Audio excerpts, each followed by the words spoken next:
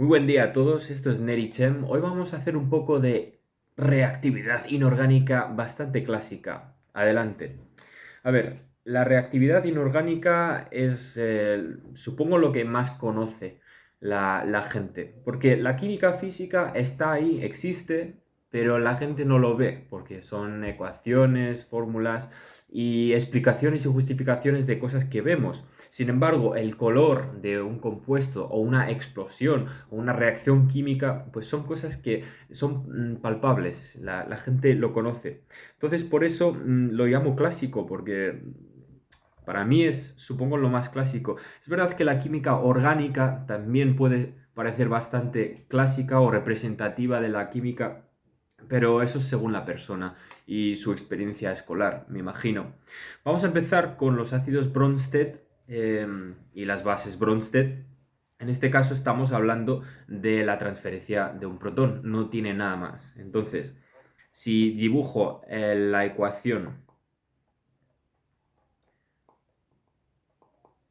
de la autoionización del agua, pues las ecuaciones de autoionización son muy fáciles porque es dos de una misma sustancia y una pierde y la otra gana, en este caso un protón. Entonces, cualquier sustancia que pueda autoionizarse se denominaría anfiprótica. ¿Por qué? Porque una de las moléculas actúa como base Bronsted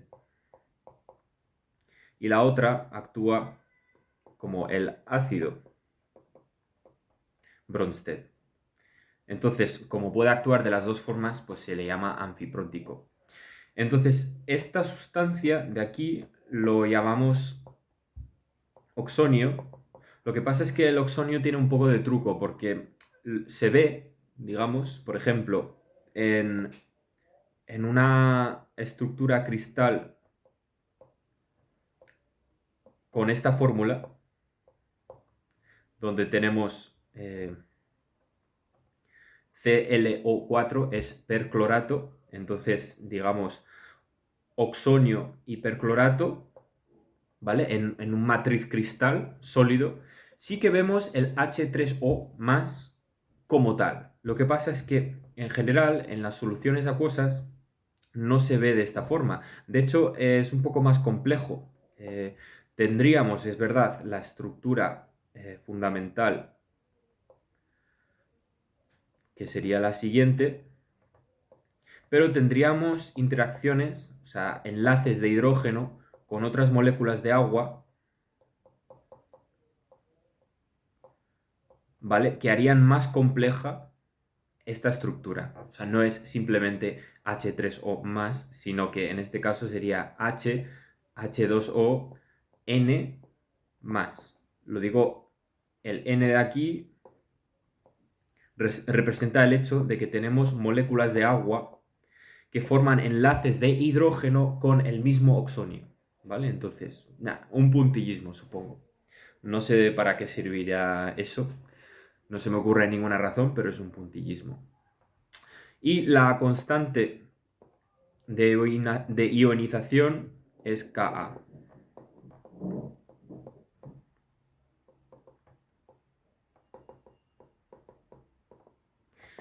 Es la clásica, todos conocemos más o menos el pKa.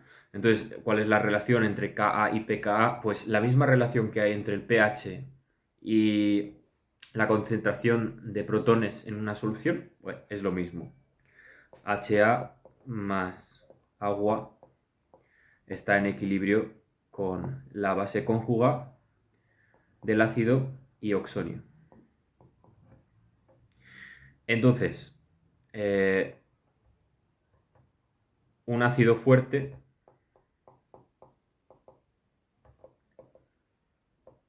va a tener una Ka alta y por ende una pKa baja.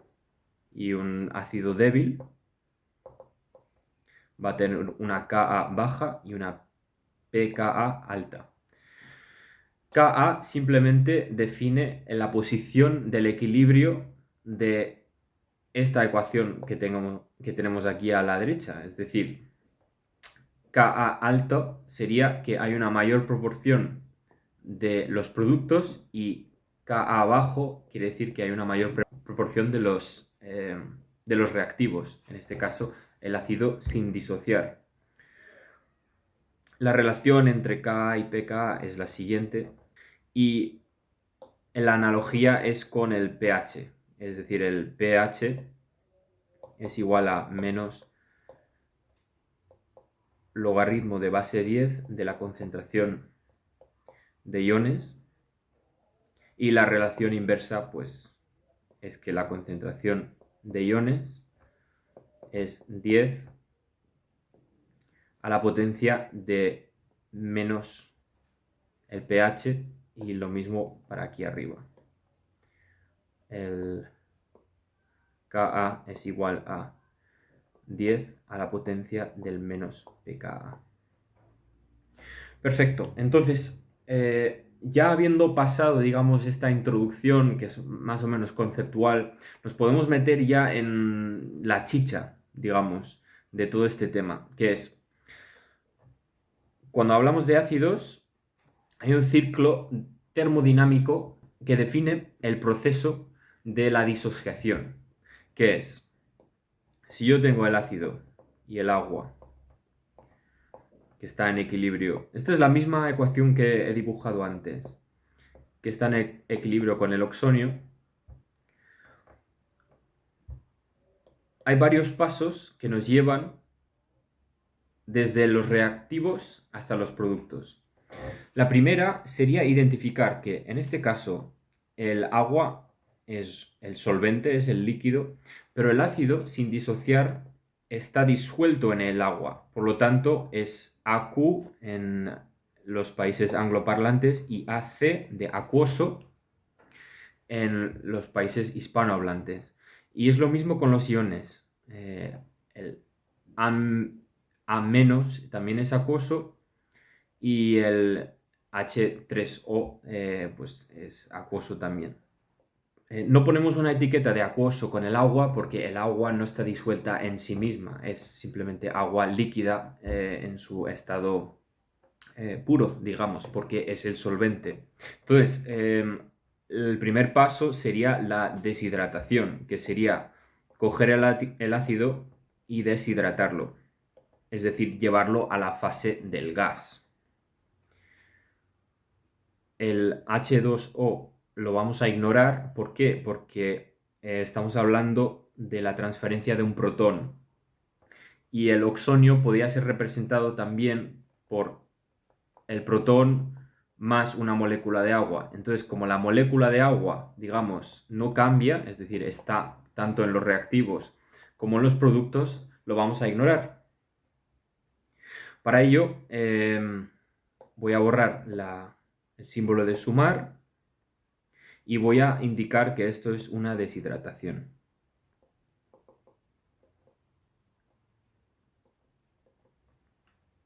Luego, después de deshidratarlo, pues hay que generar la ruptura entre el hidrógeno y el ácido.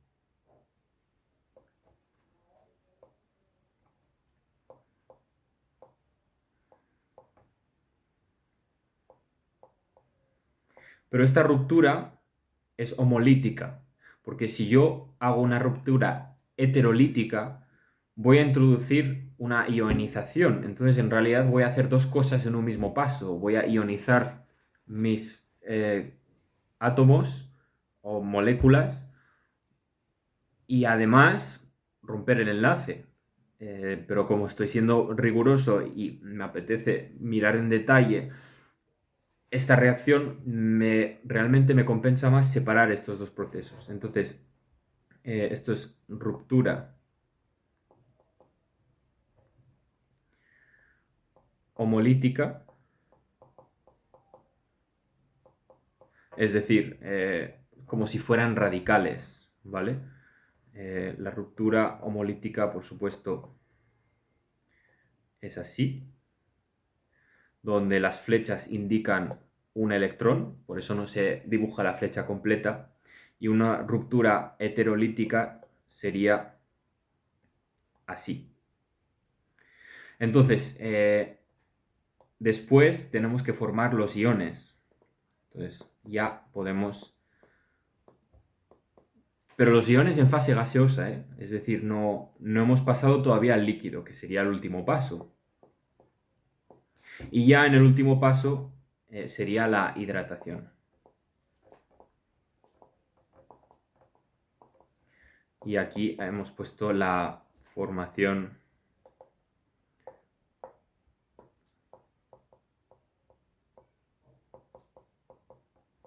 de iones. Esto era la ruptura hemolítica y esto es la hidratación. Bien, pues ya hemos desglosado totalmente la termodinámica del proceso de que algo sea un ácido. Y vemos que hay distintos pasos que van a ser afectados por distintos factores. Por ejemplo, la ruptura homolítica representa realmente una energía de enlace. Es decir, cuanto más fuerte sea el enlace entre el protón y el ácido, más difícil será esa ruptura homolítica y menor acidez tendrá el compuesto. Viceversa. La formación de iones pues será afectada por la electronegatividad de los átomos. Los elementos más electronegativos les gusta tener más carga. Entonces, cuanto más electronegativo un ion, un elemento, más va a querer ser un ácido porque preferiría formar un ion que no formar un ion. Y la hidratación pues va un poco en la misma línea. Cuanto más electronegativo sea un elemento, más favorecido será la hidratación, porque al final, cuando generamos un ion y se hidrata, tenemos todas las moléculas de agua que son como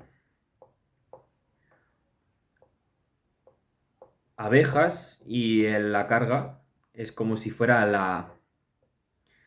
la miel. Y esta interacción que hay entre, bueno, en este caso serían los protones o los hidrógenos con el anión del ácido, esta interacción es favorable. Y cuanto más electrónicamente denso o más electronegativo, es decir, más ganas tenga el anión de atraer a sí mismo esta densidad electrónica, más favorable, más energía se va a expulsar de que haya perdido un protón y más ácido va a ser. Entonces, para enumerar estos distintos pasos, tenemos A, la energía de enlace, que digo que es EE. B sería la polaridad. Y C sería pues la hidratación.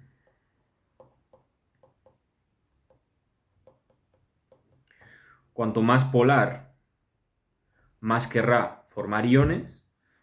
Y cuanto más electronegativo, más querrá ser hidratado. Entonces, en realidad, los dos factores, B y C, son afectados por la electronegatividad. El símbolo que he dibujado en la pantalla es, se escribe CHI, es un símbolo del alfabeto griego, pero es una mayúscula. Y CHI, como una curiosidad, en realidad no se pronuncia ki ni chi tampoco. En realidad se pronuncia ji, porque así es como lo pronunciaría una persona en la antigua Grecia, creo. Entonces, ji, que representa la electronegatividad. Ahora, todo esto puede ser un poco complicado, porque El instinto ya nos dice que si tenemos varios factores, estos factores no tienen por qué siempre estar alineados. Pueden a veces formar contradicciones. Por ejemplo, vamos a coger los hidroácidos. ¿Qué es un hidroácido? Pues los ácidos que forman los elementos del grupo 17 o el grupo 7. Entonces, para aquellos que tengan problemas de nomenclatura, grupo 17 también es lo mismo que decir el grupo 7 en los numerales romanos. Entonces, imaginémonos que yo cojo una columna y la etiqueto pKa. Y en la otra columna la etiqueto energía de enlace. Y las unidades están en kilojoules por mol. Y aquí pongo todos mis hidroácidos, que son en orden. En otra última columna voy a poner delta G. Delta es otra letra griega, también es mayúscula y representa el cambio en la matemática, en la química. Entonces aquí estamos hablando de cambio de electronegatividad. O sea, la diferencia entre la electronegatividad del hidrógeno y del elemento del grupo 17 o el grupo 7, como quieran.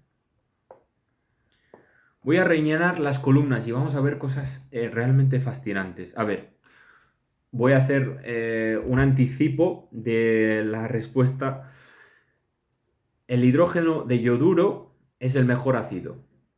De hecho, en este canal de YouTube hemos hecho otro episodio que también trató con esto. Y el hidrógeno de fluoruro es el peor ácido de toda esta lista, que es contradictorio porque sabemos que el hidrógeno de fluoruro es muy reactivo, pero hablaremos de esto más tarde.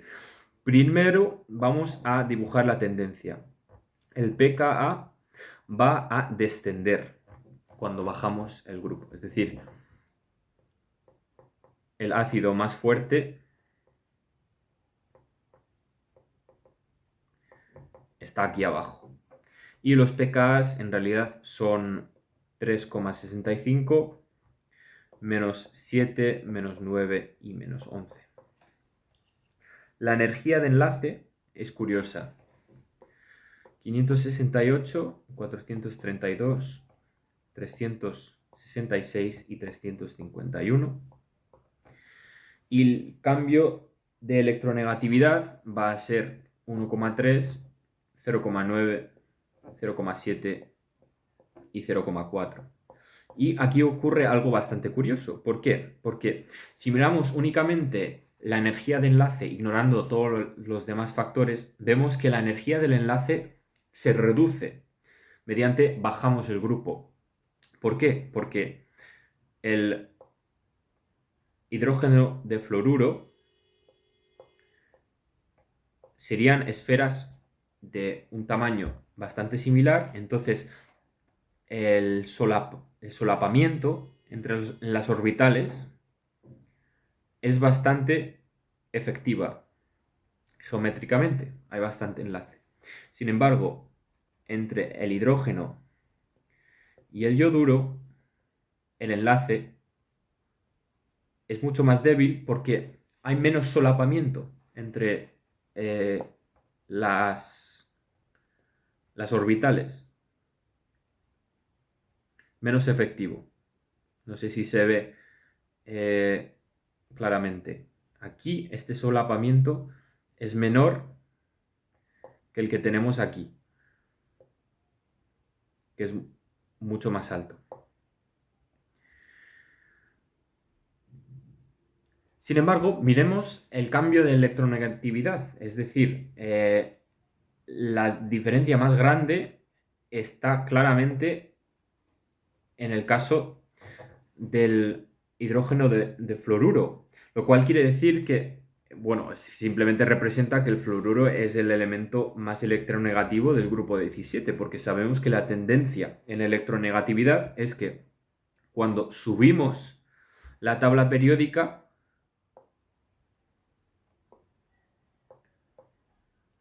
o vamos hacia la derecha, la electronegatividad aumenta. Por lo tanto, es un poco raro, ¿no? Hemos dicho, la hidratación y la formación de iones está favorecida por alta electronegatividad. Y decimos, vale, perfecto. Entonces el hidrógeno de fluoruro será el mejor ácido. Pero, entonces, ¿qué hacemos? Bueno, simplemente lo que hacemos es reconocer que hay una contradicción entre factores y, sabiendo la tendencia, que es lo que tenemos que memorizar, podemos concluir que cuantitativamente lo que gana aquí es el factor de la energía del enlace. Y en este caso, voy a poner aquí pesa más que la electronegatividad. Son dos factores contradictorios, pero simplemente uno le gana al otro, cuantitativamente, en cuestión de la energía. Y esto se podría analizar si tuviésemos números más concretos de cada uno de los procesos del ciclo termodinámico y se podía, pues digamos, derivar, pero sin esos números, sabiendo la tendencia, simplemente podemos deducir que la energía del enlace y su disminución mediante vamos bajando en el grupo 17 tiene que ser el factor más importante. Pero claro, luego hay que tener cuidado porque si miramos otras tendencias en la tabla periódica, vemos otras cosas. Por ejemplo, ahora ya que vamos a cambiar de un grupo a un periodo y cambiar la tabla, ¿vale? De modo que mis columnas en este caso serán las distintas moléculas, pondré amoníaco, agua y fluoruro de hidrógeno, que se puede dibujar de cualquier forma, pero voy a poner los hidrógenos a la derecha, y en las filas voy a poner el pKa, la energía del enlace, y el cambio de electronegatividad. En este caso el pKa es muy alto, aquí es solo alto, y aquí es 3,45. Y la energía del enlace es 391, 463, 568 y la diferencia en electronegatividad es 0,9, 1,1 y 1,3. Entonces, evidentemente el pKa del amoníaco es muy alto. ¿Por qué? Porque el amoníaco es una base. Y el agua, pues es relativamente alto también porque el agua tampoco es una base. Tampoco es que sea un ácido, pero no es una base, evidentemente. Y el fluoruro, o sea, el hidrógeno de fluoruro, bueno, sabemos que en el grupo 17 es el ácido más débil, pero sigue siendo un ácido. Y evidentemente, aunque sea débil relativo a hidrógeno de yoduro, es mucho más fuerte como ácido que una base. Entonces, sabemos que una de estas dos filas nos engaña. Y en este caso vamos a mirar la energía del enlace. Vemos que el enlace más fuerte es entre el fluoruro y el hidrógeno, porque miren que la energía del enlace es más alta. Pero es todo contradictorio. ¿Cómo puede ser eso? Bueno, si miramos el cambio de electronegatividad, vemos que en realidad el mayor cambio es en el caso de fluoruro e hidrógeno. Entonces, aquí simplemente tenemos que tener en cuenta que el equilibrio de factores lo gana, en este caso, la electronegatividad, que es lo contrario que lo que vimos en el grupo antes. Entonces, hay que tener cuidado. Lo que pasa es que este resultado es evidentemente mucho más intuitivo porque todos sabemos que el amoníaco es una base y que el hidrógeno de fluoruro es evidentemente un ácido. Y por eso hay menos confusión. ¿Pero por qué había confusión en el caso del grupo 17? Bueno, aunque ya lo hayamos divulgado en otro vídeo de este canal, el fluoruro es un ion que es muy reactivo. sabemos que el hidrógeno del fluoruro podría disolver una mesa, una casa y una persona, si tuviésemos suficiente cantidad. Pero no es por su acidez, es por la reactividad. Y es justamente por la electronegatividad del fluoruro, que es tan alta, que se quiere enlazar con cualquier cosa. Y cuando forma un enlace muy estable. Es evidente porque vemos que son 568 kilojoules por mol. Entonces, conclusión, el hidrógeno del fluoruro no es tan corrosivo por su acidez, sino por su reactividad.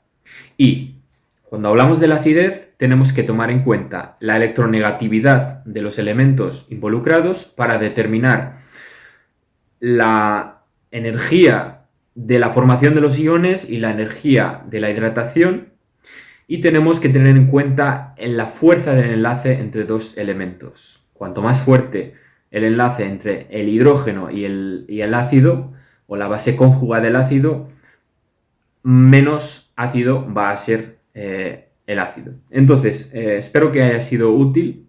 Haremos más reactividad inorgánica en la siguiente. Hasta luego.